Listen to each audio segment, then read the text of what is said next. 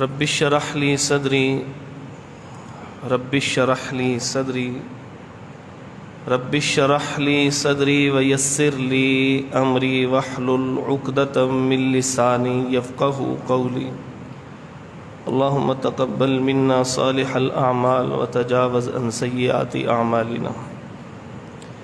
قال تبارك وتعالى في كلامه المجيد: فأعوذ بالله من الشيطان الرجيم بسم الله الرحمن الرحيم إن السمع والبصر والفؤاد كل أولئك كان عنه مسؤولا. عزیز طلباء کرام اور معزز اساتذہ کرام، میرا موضوع ہے سوشل میڈیا، ہماری ذمہ داریاں اور سوشل میڈیا کے آداب. ہمارے ہاں سوشل میڈیا فیس بک، ٹویٹر، ٹک ٹاک اور اس قسم کی جو اپلیکیشنز ہیں اس کو سمجھا جاتا ہے. کسی بھی چیز کو سمجھنے سے پہلے یہ سمجھنا ضروری ہوتا ہے کہ یہ کیوں بنا ہے، پھر معلوم ہو جائے یہ کیوں بنا ہے، کس نے بنایا ہے اور کس مقصد کے لیے استعمال ہو رہا ہے پوری دنیا میں. پھر اس کو سامنے رکھتے ہوئے علماء کی ذمہ داریاں وہ کیا ہیں، وہ پھر زیادہ بہتر انداز سے انشاءاللہ سمجھ میں آ جائیں گے. سب سے پہلے بات یہ سمجھ لیں کہ یہ وار جنریشنز چل رہی ہیں، یعنی پوری دنیا کے ممالک کے اندر کچھ اختلافات اور لڑائیاں جو ہے وہ سامنے آتی ہیں اور ہمیشہ سے ہی آتی رہی ہیں، کیونکہ جب انسان آپس میں اختلاف کرتا ہے تو وہ ملکی سطح کے اوپر بھی اختلاف ہوتا ہے، ریاستی سطح پہ بھی اختلاف ہوتا ہے، تو اس اختلاف کی وجہ سے وہ لڑائی کی صورت بن جاتی ہے. اسی کو جنگ کہا جاتا ہے. اسلام میں جو اس کے نظریات ہیں وہ جہاد کہلاتے ہیں، قتال کہلاتے ہیں، اس کے اصول و ضوابط ہیں. جو ان اصول و ضوابط سے ہٹ جاتا ہے اور نام اسلام کا لیتا ہے، بسا اوقات اس کو خروج کہہ دیتے ہیں. لیکن بہرحال دنیا کے اندر یہ جنگیں چل رہی ہیں، اور یہ جنگیں جو ہیں انہوں نے 5 مختلف جو ہے وہ الگ الگ جو ہے وہ لیولز اختیار کیے ہیں. جو سب سے پہلا لیول تھا وہ ہاتھ کی لڑائی تھی، یعنی جو مخالف ہوتا اس کے سر کے اوپر پہنچ جانا، اس کو فرسٹ جنریشن وار کہا جاتا تھا. آپ کے ہاتھ میں کوئی چیز ہوتی، وہ اس کو مارا جاتا، وہ اس سے مارتے، اس سے بچنے کی کوشش کیا جاتا ہے، جس کو تلوار کی جنگیں کہا جاتا تھا. سیکنڈ جنریشن وار وہ یہ تھی کہ اپنے سے کچھ فاصلے سے کوئی چیز جو ہے وہ ماری جاتی تھی. جیسے بندوق وجود میں آئی، گن آئی، اسی قسم کے اور ویپنز وجود میں آئے، جو اپنے سے دور کو جو دشمن موجود ہوتا اس کے ساتھ جو ہے وہ لڑائی اس انداز سے کی جاتی. یہ سیکنڈ جنریشن وار تھی، اور یہ پہلی جنگ عظیم میں دنیا نے اس کا بہت بڑا تماشا دیکھا کہ کس طرح ہلاکتیں ہوئیں. تھرڈ جنریشن وار یہ تھی کہ کچھ دور نہیں، بہت دور سے یہ مختلف جو میزائل وجود میں آئے، جو ایک ملک سے دوسرے ملک میں چلے جاتے ہیں، اور اسی طرح جہازوں کے اوپر سے، اور بحریہ نے خوب ترقی کی. یہ تھرڈ جنریشن وار تھی. اور یہ دوسری جنگ عظیم میں اس کی تباہیاں دیکھیں کہ کیا ہوئی تھیں. اس کی تباہیوں کے اندر ہی ہیروشیما اور ناگاساکی پہ امریکہ نے بم گرایا تھا. ابھی پوری دنیا اس کے اوپر بھی محنت کر رہی ہے، اور اسی طرح پاکستان بھی کچھ جہاز بنا رہا ہے اور کچھ اور ایسے میزائل بنا رہا ہے. یہ تھرڈ جنریشن تھی. فورتھ جنریشن وار کیا ہوئی؟ اس کے بعد ایک نیا انداز جو ہے وہ لڑائی کا ملکوں میں، ریاستوں کے درمیان وجود میں آیا. وہ یہ ہوتا کہ اپنے افراد ان ملکوں کے اندر جو ہے وہ تیار کیے جاتے تھے، اور وہ چند ایک افراد ہوتے جو ان ملکوں کی معیشت کو جو ہے وہ چلا رہے ہوتے، ان ملکوں کی یعنی ان ملکوں کے اندر سیاست کا رخ دے رہے ہوتے. ان کو خرید لیا جاتا، پیسوں کے ذریعے، دھمکیوں کے ذریعے، کسی نہ کسی طرح ان کو خرید لیا جاتا، اور خود کوئی ملک دوسرے ملک پر حملہ نہیں کرتا. یہ سرد جنگ کہلاتی ہے. اور اسی طرح جو آپ دیکھیں کہ پچھلی جو افغان وار ہوئی تھی افغانستان کی، اور جو روس کے ساتھ ہوئی تھی، اس کے اندر امریکہ نے بھی یہی کیا تھا کہ اس نے پاکستان کو اپنے ساتھ ملایا تھا، اور خود جا کے روس سے نہیں لڑا تھا. پوری دنیا میں 2 سپر پاورز تھیں, ایک روس اور ایک امریکہ. جب روس نے ڈومینیٹ کرنے کی کوشش کی, اس پورے خطے کے اوپر قبضہ کرنے کی کوشش کی, تو پھر امریکہ نے اپنے مفادات کے تحفظ کے لیے براہ راست اس سے جنگ نہیں کی, بلکہ کیا کیا کہ افغانیوں کو مضبوط کرنے کے لیے انہوں نے اسلحہ بھی دیا اور پاکستان کو ساتھ ملایا, اور ان کے ذریعے جو ہے وہ جنگ لڑی گئی. یہ 4th جنریشن وار تھی. اب آخری جو جنگ کا یہ اس وقت سیکوینس چل رہا ہے, وہ جو منظر بنا ہوا ہے وہ ہے 5th جنریشن وار. ہم عام طور پر سن لیتے ہیں 5th جنریشن وار ہے جی, ہم اس کا حصہ نہ بن جائیں. تو وہ ہے کیا 5th جنریشن وار؟ یہ ہے کہ اب اس سرد جنگ سے معاملہ آگے بڑھ گیا ہے. اب سرد جنگ کے اندر لوگوں کو خریدا جاتا تھا زیادہ تعداد میں, ان افراد کو کہ جو لوگوں کے اوپر کسی نہ کسی اعتبار سے مسلط ہوئے ہوتے تھے. اب 5th جنریشن وار کے اندر عوام الناس کو جو ہے وہ اپنا ہم نوا بنایا جا رہا ہے. وہ کہتے ہیں کہ کچھ بھی نہ لگے, پیسہ ایک بھی نہ لگے, نہ کسی معیشت دان پہ, نہ کسی سیاست دان پہ, نہ کسی فوجی کے اوپر, نہ کسی اور کے اوپر 1 روپیہ بھی ہمارا نہ لگے, نہ ہم وہاں پر بدنام ہوں, اور صرف وہاں کی عوام اٹھے اور ان کا ذہن ایسا بن جائے کہ وہ ہمارے مفادات کا تحفظ کریں. یہ ہے 5th جنریشن وار. اب اس وار کو ڈیولپ کرنے کے لیے انہوں نے کیا کیا تھا, انہوں نے پوری دنیا کے عوام تک رسائی چاہیے تھی انہیں, کہ جہاں جس ملک میں چاہیں اس ملک کی عوام سے براہ راست انٹریکٹ کریں, ان کے نظریات کو ڈیولپ کریں اور کسی خاص رخ کے اوپر لے جائیں. اب پوری دنیا کے عوام کو کیسے وہ اپنے ساتھ لے کے چل سکتے تھے؟ یہ تو بہت مشکل کام تھا. پہلے تو صرف ٹیلی فون وجود میں آئے ہوئے تھے, اور پھر زیادہ سے زیادہ میڈیا تھا, اور ہر ملک اپنے ملک کے عوام کے نظریات کے تحفظ کی خاطر وہ جو الیکٹرانک اور پرنٹ میڈیا تھا اس کے کچھ اصول و ضوابط بنا دیتا تھا.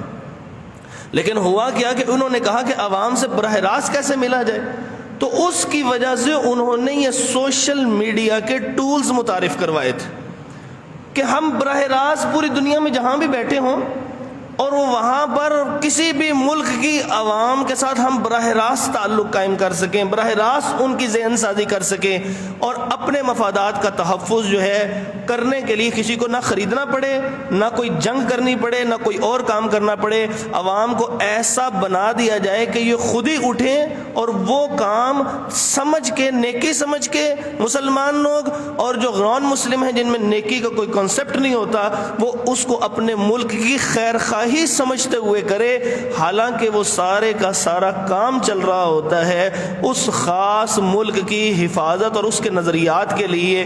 تو یہ ہے 5th جنریشن وار. اور اس کے لیے انہوں نے جو سب سے مین چیز استعمال کی ہے وہ ہے سوشل میڈیا. میڈیا ایک جگہ سے دوسری جگہ تک پیغام رسانی, اسی کو میڈیا کہتے ہیں. اور اس کے لیے جو ٹولز استعمال ہوتے ہیں وہ بہت زیادہ ایکٹیو ٹول جو ہے وہ فیس بک ہے, اور اسی طرح یوٹیوب ہے, اور ٹویٹر ہے, اور اسی طرح ایک انسٹنٹ جو ہیں وہ ٹولز بھی آ چکے ہیں جن کو آپ ٹک ٹاک وغیرہ کہتے ہیں, سنیپ چیٹ کہتے ہیں. یہ وہ ٹولز ہیں کہ جو انسٹنٹ ہیں, یعنی 30 سیکنڈ کی کوئی نہ کوئی ویڈیو وائرل کر دی جاتی ہے, اور وہ جو پوری دنیا میں دکھانا چاہتے ہیں وہ 30 سیکنڈ کے اندر وہ اس کا پیغام پہنچا دیتے ہیں, اور اوور اے نائٹ, ایک رات کے اندر ملینز نہیں بلینز تک جو ہے اس کے ویوز چلے جاتے ہیں. 1 ملین میں 10 لاکھ افراد کو دیکھنا شامل ہے, اور جس کے بلین تک چلے جائیں تو آپ اندازہ لگا لیجئے کہ کروڑوں افراد, 7 ارب آبادی میں سے کروڑوں افراد جو ہیں وہ کسی بھی ملک کے وہ متاثر ہو جاتے ہیں اس ایک خاص فکر اور سوچ سے. کسی شخص کو بدنام کرنا ہو, مثال کے طور پر ایک ملک کا کوئی اس کا حقیقی محافظ ہے, اب اس کو اگر بدنام کرنا ہوگا تاکہ لوگ اس سے نفرت کھائیں اور پیچھے ہٹ جائیں, تو وہ اس کی بدنامی سے متعلق ویڈیوز وائرل کر دیں گے. تو یہ انسٹنٹ سوشل میڈیا ٹولز ہیں. اب ہم لوگ چونکہ ہمارے ہاتھوں میں موبائل ہے اور خصوصاً اینڈرائڈ سسٹم ہے اور دیگر سسٹم نہیں ہے, اور یہ بہت زیادہ سہولت والا, اس کو یوزر فرینڈلی سسٹم کہا جاتا ہے کہ ہر قسم کی زبان اس کے اندر استعمال ہو جاتی ہے, اور جو زبان استعمال ہوتی ہے اس کے ساتھ آپ کی سکرین کے اوپر ہر چیز موجود ہوتی ہے. آپ نے جو خیالات ہیں, جو آسانی, آپ کو کہیں تلاش نہیں کرنی پڑتی. آپ کے سامنے لکھا ہے، آپ نے کوئی تصویر کھینچی ہے وہ بھیجنا چاہتے ہیں، وہ آرام سے بھیج جاتے ہیں، تاکہ آپ کا اس ٹول کے ساتھ انٹرسٹ ڈیولپ ہو، آپ لگے رہیں، جو کام کر رہے ہیں سو کر رہے ہیں۔ وہ جن حکومتوں نے ان کو بنایا ہے ان سوشل میڈیا ٹولز کو، جب انہوں نے استعمال کرنا ہوتا ہے تو پھر وہ دیکھیے کہ اگر آپ نے کوئی ایسی پوسٹ کی ہو فیس بک کے اوپر یا یوٹیوب کے اوپر، ٹویٹر کے اوپر، کسی جگہ کے اوپر کی ہو جس میں سب سے زیادہ ایکٹیو جو ہے وہ فیس بک ہے، آپ پوسٹ کرتے ہیں تو ساتھ ہی کچھ دیر بعد جو ہے وہ پوسٹ جو ہے وہ ڈیلیٹ کر دی جاتی ہے۔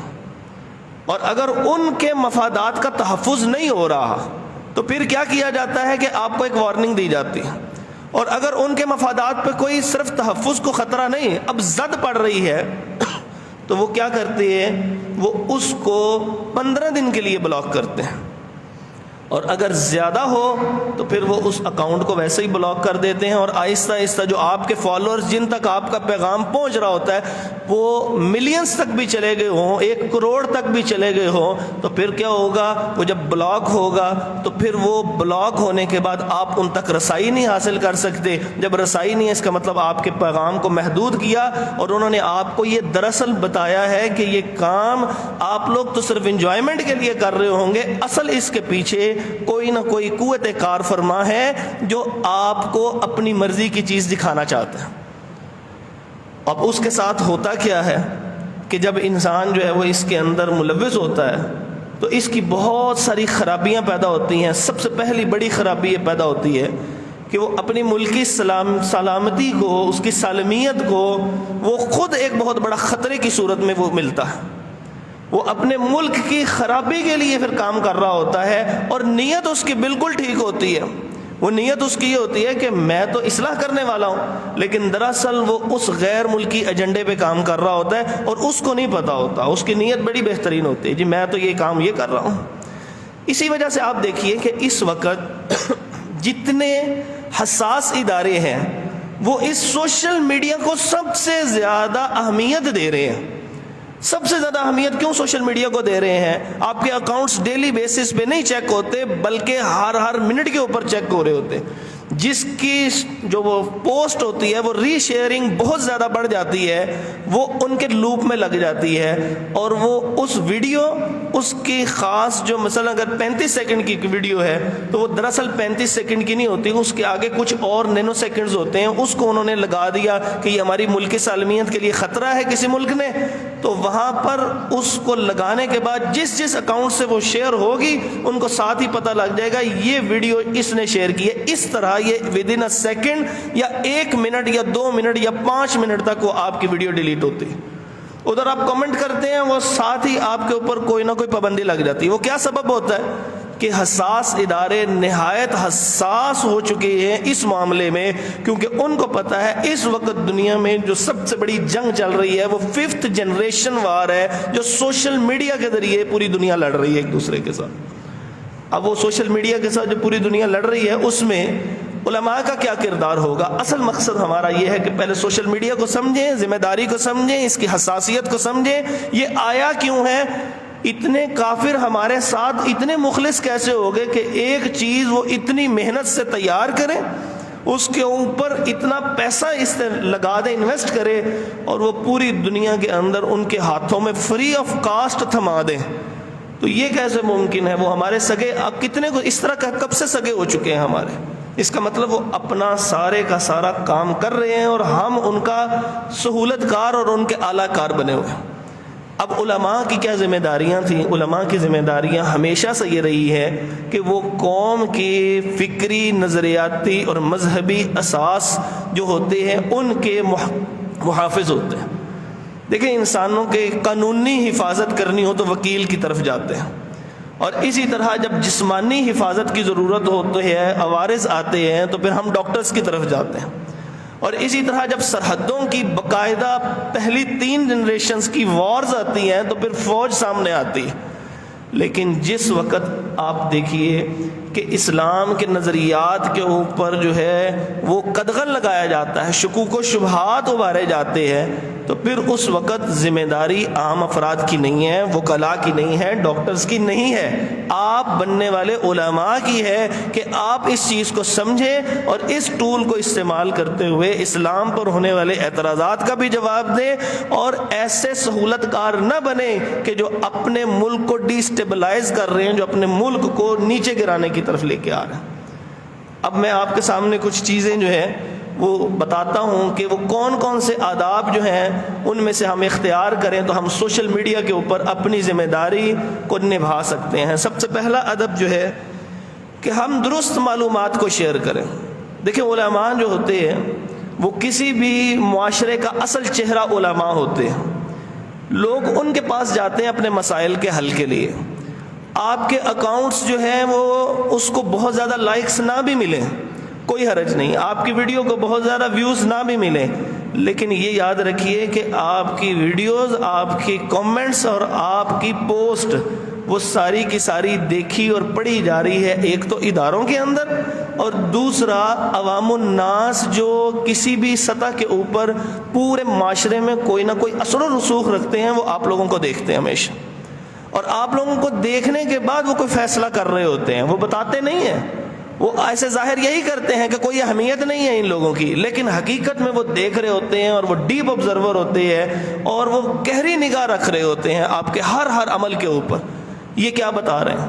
نبی مکرم صلی اللہ علیہ وسلم کی واضح حدیث ہے اس بارے میں کہ کفا بالمرء کذبا ان یحدث بکل ما سمع، آدمی کے جھوٹا ہونے کے لیے یہ بات کافی ہے کہ جو سنتا ہے اس کو اسی طرح آگے بیان کر دیتا ہے۔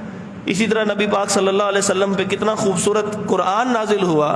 سورت نمبر 49 آیت نمبر 5 میں اللہ تعالیٰ فرماتے ہیں یا ایھا الذین آمنوا ان جاءکم فاسق بنبأ فتبینوا، کہ اے ایمان والو، اگر کوئی جلد باز، اگر کوئی نافرمان، اگر کوئی غلط کار کوئی بھی آپ کے پاس خبر لے کر آتا ہے تو ایسے نہ کیا کرو کہ اس خبر کے اوپر فوری طور پہ ایکشن لے لیا جائے۔ آپ نے ایکشن نہیں لینا، کیونکہ اگر آپ نے ایکشن اسی وقت لے لیا بلا تحقیق تو ایسا نہ ہو کہ آپ کی وجہ سے کوئی خرابی پیدا ہو جائے۔ جیسے ہی کوئی پوسٹ سامنے آئی وہ ایز اٹ از، وہ نہیں دیکھا کہ وہ ملک سالمیت کے خلاف ہے، وہ نہیں دیکھا کہ وہ سچی ہے کہ جھوٹی ہے، وہ نہیں دیکھا کہ اس کے اثرات کیا پڑ رہے ہیں، وہ اس کا حصہ بنا اور ایک نے شیئر کیا، دوسرے نے، دوسرے کو، تیسرے کو، چوتھے کو، اور وہ شیئر ہوتے ہوتے وہ سینکڑوں سے ہزاروں اور ہزاروں سے جو ہے وہ لاکھوں کے اندر چلی جاتی ہے، اور وہ سبب کیا ہوتا ہے؟ وہ پہلا بندہ ہوتا ہے، اور وہ پہلا بندہ، اس نے کہیں سے بات سنی تھی، اس نے خوبصورت سی پوسٹ بنائی، اس نے آگے شیئر کی، نہ اس نے تحقیق کی نہ سامنے لانے والے نے تحقیق کی۔ اور عام آدمی تو ہمیشہ یہی کہتا ہے یہ فلاں عالم دین کی وال سے میں نے لیا تھا، فیس بک کی وال سے، وہاں پہ جو تھا میں نے اس کو اسی طرح آگے شیئر کر دیا۔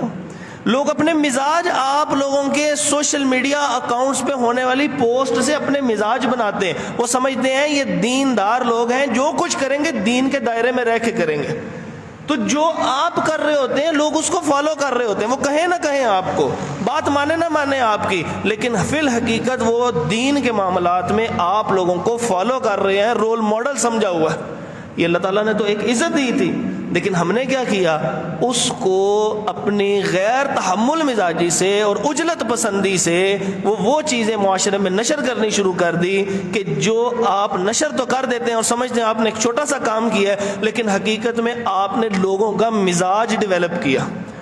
اور علماء کا اصل کام جو ہے وہ زور زبردستی کسی کے اوپر کوئی چیز مسلط کرنا نہیں ہے، بلکہ وہ کیا ہے؟ لوگوں کا مزاج بنانا ہے۔ اس مزاج کے بعد لوگ خود نیکیاں کریں گے، اس مزاج کے بعد لوگ نہ صرف نیکیاں کریں گے بلکہ نیکیاں کرنے والوں کے سہولت کار بھی وہ بعد میں بنیں گے۔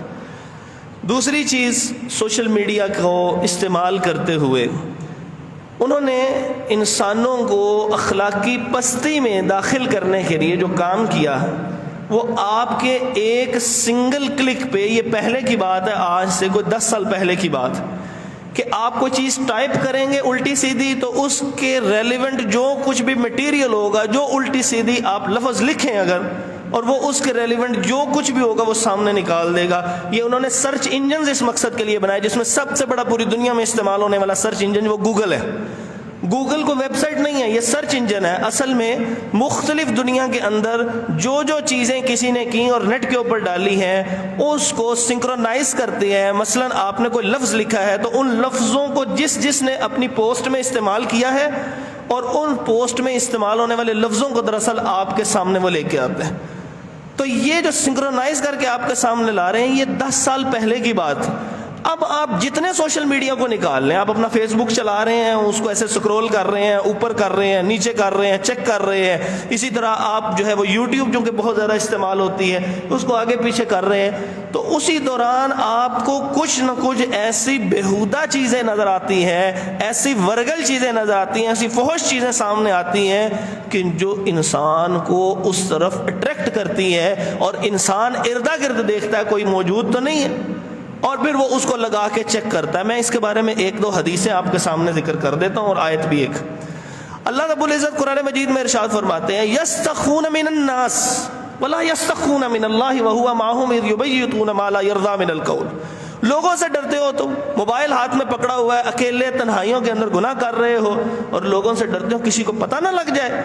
اللہ رب العزت تو تمہارے ساتھ ہے، اللہ تو دیکھ رہا تھا کہ اللہ تم لوگ کیا کام کر رہے۔ جس وقت اللہ کی نافرمانی کے کام کر رہے تھے اس وقت اللہ دیکھ رہا تھا، لہٰذا یہ اتنا بڑا بم بلاسٹ ہے جو آپ کے ہاتھ میں ہے، جس کا ریموٹ آپ اس کو لگاتے ہیں اور آپ کی اخلاقیات ایک لمحے میں تباہ کر کے رکھ دیتا۔ نبی مکرم صلی اللہ علیہ وآلہ وسلم نے ارشاد فرمایا یہ جو سیدھا راستہ ہے وہ صراط مستقیم ہے، ارد گرد کے کچھ راستے ہیں جو مزین اور خوبصورت کر کے شیطان نے لوگوں کے سامنے پیش کیے۔ فرمایا انسان آگے ہوتا ہے ان راستوں میں سے کسی راستے کو دیکھتا ہے کہ میں دیکھوں تو صحیح ہے کیا۔ فرمایا جو صرف دیکھنے کے لیے آگے ہوتا ہے وہ اس کے اندر جو ہے وہ ملوث ہو جاتا ہے۔ تو وہ دیکھنے کے لیے کہ یہ کیا ہے وہ ایک دفعہ کلک کرتا ہے اور کتنے گھنٹے اس کے اندر ملوث رہتا ہے اور اپنے رب کے ہاں نہایت گرا پڑا انسان بن جاتا ہے۔ نبی مکرم صلی اللہ علیہ وآلہ وسلم نے ارشاد فرمایا کچھ لوگ ہوں گے قیامت کے دن آئیں گے تہامہ پہاڑ سے بڑی بڑی نیکیاں لے کر آئیں گے، اتنی بڑی بڑی نیکیاں۔ فرمایا لیکن ان کی وہ ساری نیکیاں حباب منصورہ، ساری اڑ جائیں گی، خاک ہو جائیں گی، کچھ بھی باقی نہیں بچے گا۔ پوچھا اللہ کے نبی صلی اللہ علیہ وسلم اتنی نیکیاں کرنے والا بندہ اس کو مول کیوں نہیں پڑا، کیا وہ سبب ہوگا؟ آپ صلی اللہ علیہ وسلم نے ارشاد فرمایا کہ جب یہ وہ لوگ ہوں گے کہ لوگوں کے سامنے خوب نیکیاں کرتے ہوں گے، جب تنہائیوں میں جاتے ہوں گے تو اللہ تعالیٰ کی حدود کو پامال کرنے والے ہوں۔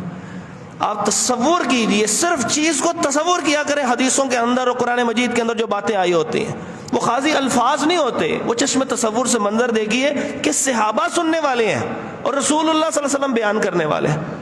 کیا تصور آیا ہوگا صحابہ کے ذہن میں کہ آج تنہائی میں کون سا ایسا گناہ ہے جو ہم کر سکتے ہیں؟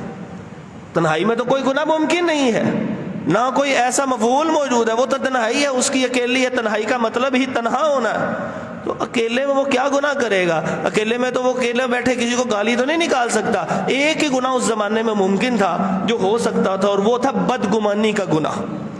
بدگمانی کے علاوہ تو کوئی اور گناہ ممکن نہیں تھا اس زمانے کے اندر۔ لیکن قربان جائیں اس اسلام کے مکمل دین ہونے کے اوپر کہ اللہ تبارک و تعالیٰ نے اپنے نبی کے ذریعے تمام انسانوں کو یہ پیغام پہنچا دیا، قیامت سے پہلے کچھ ایسا میسر آ جائے گا لوگوں کو اتنی آسانی سے کہ ہر بندہ تنہائی میں جانے کے بعد وہ گناہ کر سکتا ہوگا۔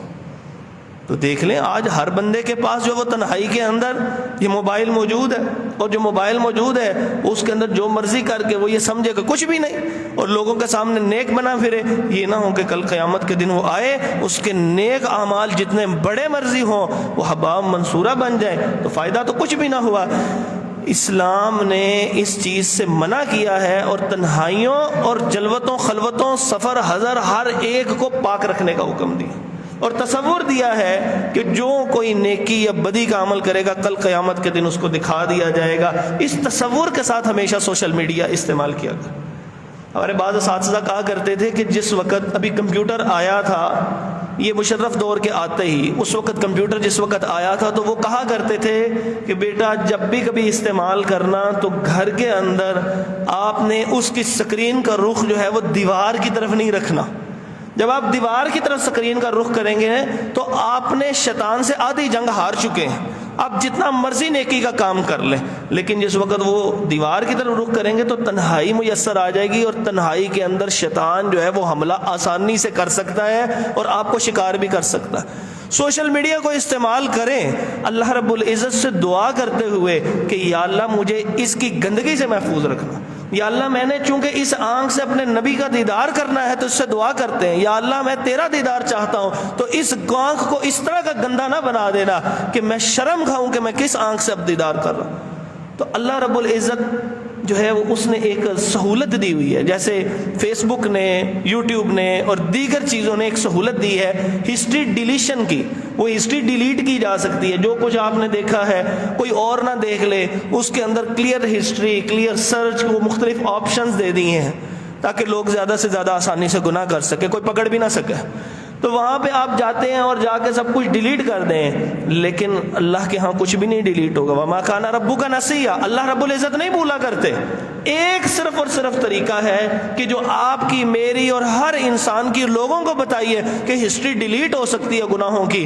وہ نبی پاک صلی اللہ علیہ وسلم نے فرمایا جب بندہ 2 دفعہ یہ لفظ کہتا ہے نا، اللہم اغفر لی ذنبی، اللہم اغفر لی ذنبی، اے اللہ میرے گناہوں کو بخش دے، اے اللہ میرے گناہوں کو بخش دے، تو اللہ تبارک و تعالیٰ فرماتے ہیں میں نے اس بندے کو گناہوں کو بخش دیا. تو ہم ہسٹری کو ڈیلیٹ کرنا چاہتے ہیں تو اللہ رب العزت سے معافی مانگنی پڑے گی، ورنہ انہوں نے یہ سارے کام کر دیے ہوئے ہیں اور ہماری نظروں کو، ہمیں اپنی ہی نظروں سے گرانے کے سارے کام ہمارے ہاتھوں میں میسر ہیں. قرآن مجید میں اللہ تعالیٰ فرماتے ہیں ان السمع والبصر والفؤاد کل اولئک کان عنہ مسئولا. ہر چیز کا سوال ہونے والا ہے. نہ تو ہماری آنکھ اپنی ہے، نہ کان اپنے ہیں، نہ زبان اپنی ہے، نہ جسم کے اعضاء اپنے ہیں، نہ سوچ، کچھ بھی نہیں اپنا. ہر چیز تو اللہ رب العزت نے دی تھی. تو جب اللہ رب العزت نے دی تھی تو پھر اللہ مالک یوم الدین کا اقرار بھی ہم سے کرواتا ہے، تو کیا اس نے سوال نہیں کرنا؟ اللہ نے فرمایا ہر ایک کے بارے میں سوال کیا جائے گا. تیسری چیز، سوشل میڈیا کے اوپر بیٹھتے ہوئے وقت کا بہت ضیاع ہوتا ہے. ہم نے کوئی لیکچر ڈاؤن لوڈ کرنا ہے، کوئی چیز ڈھونڈنی ہے، اب ہر چیز چونکہ موجود ہے، آپ جیسے اچھے افراد نے بھی اس کے اندر بہت چیزیں ڈالی ہوں گی، بہت سارے لیکچرز دیے ہوں گے جو آپ کے اسباق سے متعلق ہوں گے، جو آپ کے پیپر سے متعلق ہوں گے، جو آپ کی مشکلات اور مسائل سے متعلق ہوں گے، ان کے حل سے متعلق ہوں گے. لیکن ہوتا کیا ہے کہ انسان ان لا یعنی چیزوں کے اندر غرق ہو جاتا ہے، اس کے اندر ایسا ملوث ہوتا ہے کہ پھر اس کے ملوث ہونے کے بعد جو ہے وہ اس کو احساس ہوتا ہے کہ یہ میں کن کاموں میں لگا ہوا تھا. آپ اس کو نکالتے ہیں، یوٹیوب پہ کوئی ویڈیو نکالنا چاہتے ہیں کہ یہ میرے سے متعلق تھی، آپ وہ لکھنے بیٹھتے ہیں، اتنے سارے تھم نیل آپ کے سامنے آئے ہوتے ہیں اور وہ اتنے زیادہ برائٹ ہوتے ہیں اور وہ اتنے زیادہ اپنی طرف اٹریکٹ کرنے والے ہوتے ہیں کہ ان میں سے کسی نہ کسی ایک کو کلک کرتے ہیں، کبھی 2 کو کلک کرتے ہیں، پھر آگے کا کلک کرتے ہیں. آدھے پونے گھنٹے بعد آپ کو احساس ہوتا ہے او ہو یہ تو میں نے اپنا وقت ضائع کر دیا، برباد کر دیا، تباہ کر دیا. اور وقت ایک بہت بڑی نعمتوں میں سے نعمت تھی، اور اتنی بڑی نعمت تھی اللہ تبارک و تعالیٰ نے مال کی نعمت کو یکساں تقسیم نہیں کیا. یہ اللہ رب العزت نے اس دنیا کے نظام کو چلانا تھا. اللہ رب العزت نے اولاد کی نعمت بھی یکساں تقسیم نہیں کی ہوئی. اللہ تبارک و تعالیٰ نے خوبصورتی، قد، عقل، کسی نے ایک نعمت ایسی ہے جو اللہ تعالیٰ نے یکساں تقسیم کی ہے. کافر، مسلمان، نافرمان، فاسق، صالح، کوئی بھی دن کرتا ہے تو 24 گھنٹے میں، ایک دن میں 24 گھنٹے اس کو میسر آتا. اتنی بڑی نعمت ہے اور ہر وقت کا سوال کیا جائے گا. یہ جو ہم تباہ کر رہے ہیں وقت اور برباد کر رہے ہیں، فرمایا من حسن الاسلام المرء ترکہ ما لا یعنیہ، کہ انسان کے اچھے اسلام کی علامت یہ ہے کہ وہ فضول کاموں کے اندر وقت ضائع نہ کرے. چوتھا اس کا ادب یہ ہے کہ ہم لوگوں نے سوشل میڈیا کو، چونکہ آپ کے سامنے میں آپ کو اس وار جنریشن کے حوالے سے، کتنا وقت ہے ابھی میرے پاس؟ سوشل میڈیا کے حوالے سے آپ دیکھیں، کبھی آپ نے پہلا اکاؤنٹ بنایا تو ساتھ ہی ارد گرد سے آپ کے قریبیوں کی جو ہے وہ تصویریں اور آئی ڈی سامنے آ جاتی ہیں. وہ کیا سبب ہوتا ہے کہ آپ کا ایک ایڈریس ہوتا ہے، جب آپ اس سے بناتے ہیں تو اس علاقے پہ آپ آ جاتے ہیں کہ کہاں پر آپ موجود ہیں، لوکیشن، اور اس لوکیشن میں ارد گرد جتنے آپ کے ملنے گلنے والے ہوتے ہیں، یہ آپ کی فون ریکارڈ کالز کے ذریعے ان کو پتہ ہے یہ فلاں بندہ ہے، فلاں بندے سے ملتا ہے، اس کو کال کرتا ہے، اور اس نمبر کے اوپر جو بندہ موجود ہے اس کی یہ لوکیشن ہے، وہ آئی ڈی آپ کے سامنے اس طرح لے کے آتا سامنے. اور آپ کے وہ قریبی جتنے ہوتے ہیں ان کا ایک گروپ بن جاتا ہے، اور وہ جلدی گروپ بن جاتا ہے، پھر آپ اس کے اندر ایسے ملوث ہوتے ہیں کہ پھر اپنے آپ کو دکھانا چاہتے ہیں، اور بہت سارا وقت آپ اپنی سیلف پریز میں یعنی اپنی تعریف و توصیف میں ضائع کرتے ہیں۔ کیسے؟ تھوڑی تھوڑی دیر بعد سیلفیاں کھینچ رہے ہیں۔ ایک تحقیق کے مطابق جس بندے کو سیلفی کھینچنے کی عادت بن جاتی ہے وہ اس قدر بڑھ جاتی ہے کہ یہ ایک ہیروئن کے نشے سے بڑھ جاتی ہے۔ وہ دن کے اندر کم از کم 5-6 ایوریج سیلفیاں نہ کھینچ لے، اتنی دیر تک اس کو چین نہیں آتا۔ اس کے اندر ایک عجیب سی کیفیت ہوتی ہے۔ اس سے آپ موبائل لے لیں جس کو سیلفی کھینچنے کی عادت، موبائل لے کے سائڈ پر رکھ دیں، اس کے اندر یہ ایسا اپنی ذات کو دیکھنے کا، ایسا اپنی ذات کے حسن میں غرق ہوا ہوتا ہے کہ وہ اس کو چین نہیں آتا۔ موبائل خراب ہو جاتا ہے، پیسے جیب میں ہو نہ ہو، کھانے کے لیے کچھ ہو نہ ہو، لباس بہتر ہو نہ ہو، وہ کیا کرتا ہے لوگوں سے ادھار ادھور پکڑ کے وہ کوئی ایسا موبائل لیتا ہے جس سے اس کی تصویر خوبصورت ہے۔ تو یہ سیلفیوں کے چکر میں پڑا ہوا ہے۔ تو سوشل میڈیا کے اوپر جب استعمال کریں تو ازراہ کرم ان سیلفیوں سے جو ہے وہ اپنے آپ کو بچا کے رکھیں۔ آہستہ آہستہ انسان خود پسندی میں ملوث ہو جاتا۔ اس کے بعد فحاشی کو پھیلانے کا ذریعہ نہ بنے۔ اللہ تبارک و تعالیٰ نے کئی مقامات کے اوپر فحاشی کو پھیلانے والوں کے متعلق بڑی سخت الفاظ اور عذاب علیم کا جو ہے وہ تذکرہ کیا ہے۔ آپ جب کوئی پوسٹ شیئر کرنے لگیں تو ایک تو تحقیق کریں اس کے اندر جو چیز موجود ہے کیا وہ درست ہے، ورنہ پھر اللہ کے نبی صلی اللہ علیہ وسلم کے حکم کے مطابق آپ کا شمار جو ہے وہ جھوٹوں میں ہو جائے گا۔ اگر وہ درست نہیں ہے تو ازراہ کرم اس کو شیئر نہ کریں بلا تحقیق۔ اور بعض پوسٹیں ایسی ہوتی ہیں کہ جو ہم خواتین کے چہروں کے اوپر جو ان کی تصاویر ہوتی ہیں اس پہ کوئی بڑی اچھی بات بھی لکھی ہو، بڑی اچھی چیز بھی لکھی ہو، لیکن ان اچھی چیزیں لکھی ہونے کا مطلب بھی تو یہ نہیں ہے کہ ہم خواتین کے چہرے جو ہیں وہ اس طرح شیئر کریں اور ہم گناہ کو جو ہے وہ پھیلانے کا سبب بنے۔ تو اس وجہ سے اس سے بچنا چاہیے۔ اگلی چیز ہے اپنی فیملی پکچرز کو ازراہ کرم جو ہے وہ سوشل میڈیا کے اوپر کبھی بھی شیئر نہ کریں۔ آپ کا جو موبائل ہے، میں آپ کو ایک چیز بتا دیتا ہوں، آپ سمجھتے ہیں کہ یہ میرا موبائل جو ہے یہ میں ہسٹری جب ڈیلیٹ کروں گا نا تو یہ ختم ہو جائے گی، کبھی بھی ایسا نہیں ہوتا۔ یہ ایسے نہیں ہوتا، اس کے پیچھے آپ کی تصاویر، آپ کی کتابیں، آپ کی PDF فائل، آپ کی ہر چیز، آپ کی چیٹ 0-1 کی فارم میں موجود ہوتی ہے۔ اور جس وقت آپ موبائل میں تصاویر کھینچتے ہیں اور کوئی چیز ڈاؤن لوڈ کرتے ہیں، آپ یہ موبائل بیچ بھی دیں تو کوئی بھی اچھا ہیکر، کوئی بھی اچھا سافٹ ویئر انجینئر اس سے وہ ساری کی ساری چیزیں نکال لیتا، اسی لمحے سب کچھ سامنے آ جاتا ہے۔ اب اللہ تعالیٰ نے انسانوں کو دراصل دکھایا ہے کہ دیکھو اگر تمہیں اتنی عقل دی ہے تو کل قیامت کے دن اللہ رب العزت وہ تمہارے اعمال کو کیسے سامنے نہیں لا سکتا۔ وہ تو ان اللہ علی کل شیء قدیر، وہ تو کن فیکون کا مالک ہے، ایک لمحے میں سب کچھ سامنے لے آئے گا۔ اس کے بعد ہے ادھوری کامیابیوں کا شیئر نہ کریں۔ ابھی آدھا آپ نے حفظ کیا ہے اس کی تصاویر شیئر کر رہے ہیں، ابھی آپ نے مکمل نہیں کیا درس نظامی اس کے متعلق، ابھی آپ کی آدھی ادھوری کامیابیاں جو ہوتی ہیں۔ نبی پاک صلی اللہ علیہ وسلم نے ارشاد فرمایا کہ چھپا کر جو ہے وہ اپنی کامیابیوں کو مکمل کرنے کے لیے چھپایا کرو۔ کیا مطلب؟ جب کامیابی مل گئی ہے پھر لوگوں کے ساتھ ضرور شیئر کرو۔ اللہ تعالیٰ نے آپ کے اوپر یہ نعمت کر دی، اما بنعمت ربک فحدث، جو رب نے آپ پہ نعمت کی ہے اس کو ضرور بیان کرو، لیکن ادھوری کامیابیوں کا نہ کرو، کیونکہ پھر وہ نظر لگ جائے گی، پھر جو حاسد ہیں وہ حسد کریں گے اور اچھے بندوں کی نظر بھی لگ سکتی ہے، تو آپ کی کامیابی مکمل ہو سکتا ہے پھر آپ کے حصے میں نہ آئے۔ اپنے وقت کو خاص کریں۔ عبداللہ بن عمر بن عاص رضی اللہ تعالیٰ عنہ، ہم لوگ جو سوشل میڈیا استعمال کر رہے ہوتے ہیں وہ کسی ٹائم بھی دیکھ لیں وہ اس کے اوپر ایکٹیو ہوتے ہیں اور کام بہت لڑائی جھگڑے کے علاوہ کچھ بھی نہیں ہو رہا ہوتا۔ اور عبداللہ بن عمر بن عاص رضی اللہ تعالیٰ اتنا نیکی کا کام کر رہے ہیں، رات کو عبادت کر رہے ہیں اللہ رب العزت کی، جو عباد الرحمن کی صفت ہے۔ وہ عبادت کرتے کرتے نبی پاک صلی اللہ علیہ وسلم تک خبر پہنچی جناب یہ دن کو روزہ رکھتے ہیں اور رات کو عبادت کرتے ہیں۔ نبی پاک صلی اللہ علیہ وسلم نے ان کو بلا لیا، کہا مجھے خبر پہنچی ہے آپ دن کو روزہ رکھتے ہیں اور رات کو جو ہے وہ قیام اللیل کرتے ہیں، رات کا قیام کرتے ہیں، کیا ساری رات کیا یہی کچھ کرتے ہیں؟ انہوں نے کہا جی اللہ کے نبی صلی اللہ علیہ وسلم میں ایسے ہی کرتا ہوں۔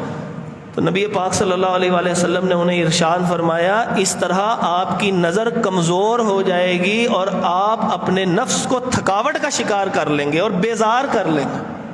آپ ضرور کام کیا کریں. اس سے جو ہمیں سوشل میڈیا کے حوالے سے یہ جو ملی ہے بات وہ یہ ہے کہ نیکی سمجھ کے کوئی کام کرتے ہوئے اپنے وقت کو اتنا زیادہ مت لگائیں کہ وہ اتنا لگاتے لگاتے آپ اس میں اتنا ملوث ہو جائیں کہ نماز سے بڑھ کے تو آپ کا کوئی نیکی کا کام نہیں ہوگا. یہ تو اللہ رب العزت سے ایک ملاقات ہے, یہ تو اللہ سے رب العزت سے ایک باتیں ہیں, براہ راست باتیں ہیں. جب اس کو کرنے کی ساری رات اجازت نہیں ہے تو یہ سوشل میڈیا پہ نیکی سمجھ کے کام کرنے کی کیسے اجازت ہو سکتی ہے. اسی طرح اس کے بعد ہے حفظ مراتب کا خیال رکھتے ہوئے لوگوں سے بات کیا کریں. بڑوں کے معاملات میں اگر کوئی اختلاف ہو جاتا ہے تو چھوٹے بڑے ہر ایک کو حکم ہے کہ وہ نرمی کے ساتھ بات کرے. کوئی مسئلہ ہے وہ بیان کیا کسی عالم دین نے, اس کے نیچے کامنٹ کر رہے ہیں اور اتنے عجیب سخت لفظ استعمال کر رہے ہوتے ہیں.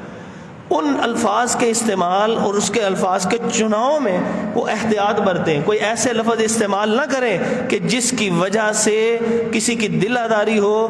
نبی مکرم صلی اللہ علیہ وسلم کو اللہ تعالیٰ نے خود ارشاد فرمایا تھا, یہ آخری بات سماعت فرمائیے گا, خود ارشاد فرمایا فَبِمَا رَحْمَةٍ مِّنَ اللَّهِ لِنْتَ لَهُمْ. اللہ تعالیٰ کی نعمتوں میں سے رحمتوں میں سے ایک رحمت ہے محمد صلی اللہ علیہ وسلم آپ کے اوپر میں. وہ کیا رحمت ہے کہ آپ کو ہم نے نرم مزاج بنایا.